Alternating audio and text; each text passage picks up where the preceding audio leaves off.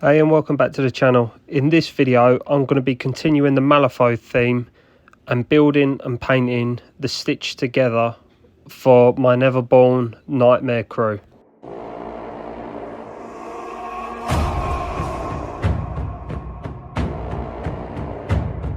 A Malifaux box called Deep Sleep. It contains two types of miniatures. You have the Stitch Together and the Daydreams.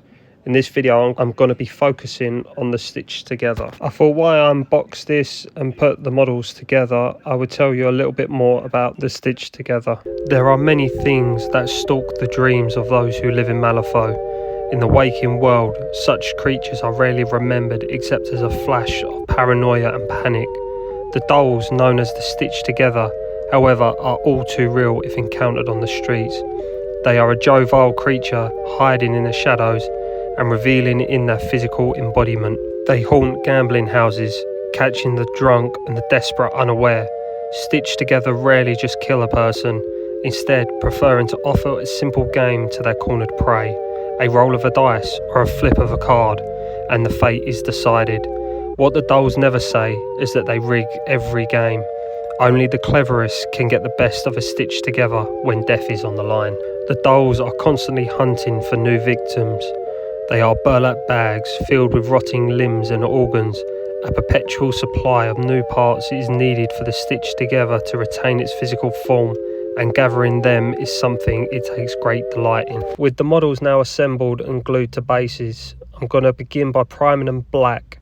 And if you want to see how I made these bases, check out the video I did last week that explains how I did graveyard inspired bases. The model's been primed black. I'm then going to give it a zenithal highlight with just white, just to pick out all the details. I am using an airbrush for this, but you can do exactly the same process with rattle cans. Just prime it black, and then with a white rattle can, just give it a dusting from above, just so it picks out all the details. These are probably some of the easiest miniatures out of the Malifaux range to paint.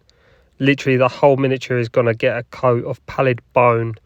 The only thing we're going to not hit is any of the guts or the intestines that's spilling out and the hooks on the hands. But if you do hit the hooks, it's no big deal because we can paint straight over that either with a metallic paint or a metallic speed paint.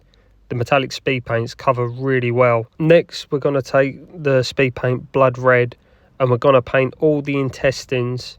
And also what we're going to do is go around with these miniatures where they're a burlap bag, there's loads of stitching joining like the arms and legs together.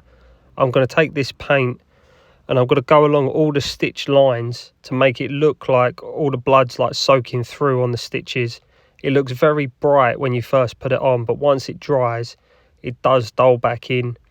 You could also wet blend this, so once you've painted the pallid bone, don't let it dry, just go straight in with this because it would help dilute it a little bit more.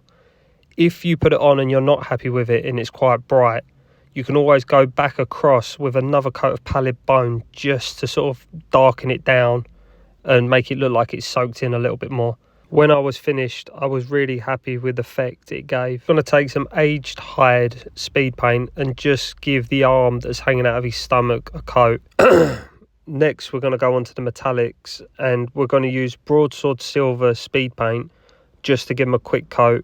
If you don't have any metallic speed paint, just use any metallic silver you like and then just give it a wash after, just to act for some shadows in the recesses.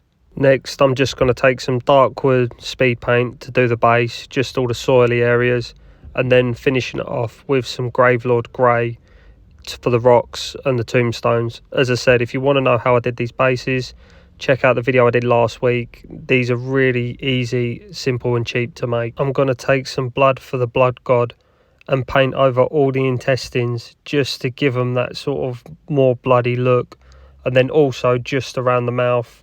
And to be fair, you can put this anywhere you feel you want it to go. You could even go around all the stitching and everything as well, just to make it look more gory. I should have done this step before painting the blood for the blood god, but basically I'm putting a tuft onto the base, and then I'm going to take some more of that blood for the blood god and paint it where the intestines are sort of dripping down, so it's actually part of the environment, so the grass looks like it's being stained by the blood that's coming out of him. All that's left to do now is paint the base rim black, and there you have a finished Stitch Together. If you enjoyed the video, please leave a like and consider subscribing to my channel. It'd really mean a lot to me. Until next time, enjoy your painting and keep it simple.